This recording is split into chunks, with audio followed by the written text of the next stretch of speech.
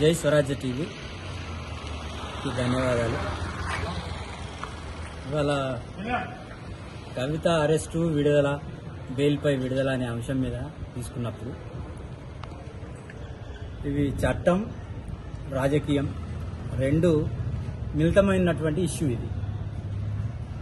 ఎందుకంటే దీన్ని ఎట్లా చూడాల్సిన అవసరం ఉన్నదంటే, ఈ భారతదేశ వ్యాప్తంగా ఉన్నటువంటి రాజకీయాలని ప్రభావితం చేసే ఆయా రాజకీయ పార్టీల ఆధిపత్య నిలబెట్టుకోవడం కోసం, అధికారాలను నిలబెట్టుకోవడం కోసం రాజకీయ నాయకులు ప్లస్ చట్టాన్ని ఉపయోగించుకొని ఎవరెవరిని ఎట్లా జైల్లో పెట్టాలి, వాళ్ళ అనుకూలంగా ఎట్లా మార్చుకోవాలనే దాని మీదనే జరుగుతున్నటువంటి స్ట్రగుల్ ఇది.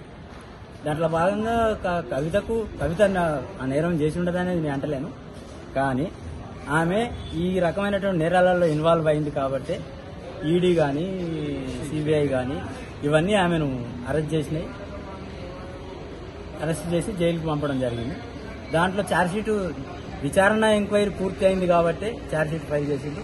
తద్వారా హెల్త్ గ్రౌండ్స్ మీద బెయిల్ తీసుకున్నాను అనేది ఒక వాదన. సరే, ఏదేమైనప్పుడు బెయిల్ వచ్చింది, విడుదలైంది. ఇంకా మళ్ళీ అరెస్ట్ చేసే అవకాశం ఉందా అంటే, ఇంకా వేరే నేరాలలో ఆమె ఇన్వాల్వ్మెంట్ ఉంటే అరెస్ట్ చేసే అవకాశం లేకపోవచ్చు. ఇట్లాంటి నేరాలలో ఇన్వాల్వ్మెంట్ ఉంటే ఖచ్చితంగా అరెస్ట్ చేస్తారు. అయితే ఇవాళ ఉన్నటువంటి పరిస్థితులు ఒక చట్టము, నేరము, ఆమె చేసిన నేరాలు దీని మీదనే చూడట్లేదు కదా.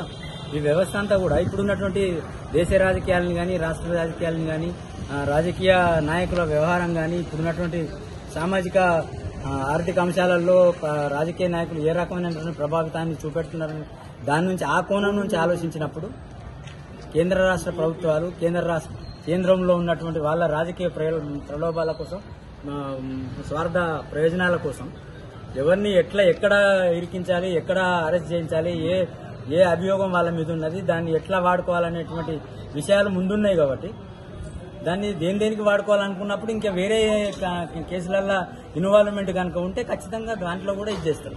వాళ్ళ ప్రయోజనాలు నెరవేరినాయి అనుకున్నప్పుడు కవితను నెక్స్ట్ నేరాలలో అభియోగం ఉన్నప్పటికీ కూడా అరెస్ట్ చేసే అవకాశం కూడా లేకుండా ఉండొచ్చు.